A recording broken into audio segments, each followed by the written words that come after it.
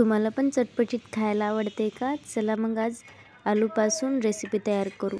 आलू घ्यायचा आणि त्याचे टप्पर काढून घ्यायचे आणि त्याला उभ्या आकारामध्ये चिरून घ्यायचा आणि त्यामध्ये हळद, मिरची, कॉर्नफ्लॉवर, काळं मीठ आणि चाट मसाला हे टाकायचं आणि पेरी पेरी मसालासुद्धा टाकायचा त्याच्यामध्ये आणि सगळं मिक्स करून घ्यायचं.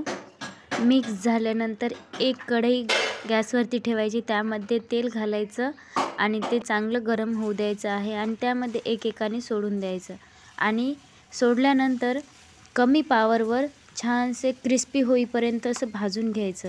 क्रिस्पी झाल्यानंतर ते एका प्लेटमध्ये काढून घ्यायचं. हे झाले आपले फ्रेंच फ्राय. टोमॅटो केचपसोबत याची चव अप्रतिम लागते. तुम्ही एकदा नक्की ट्राय करून बघा. तुम्हाला जर माझी रेसिपी आवडली असेल तर सबस्क्राईब करायला विसरू नका. स्वस्त खा आणि मस्त रहा.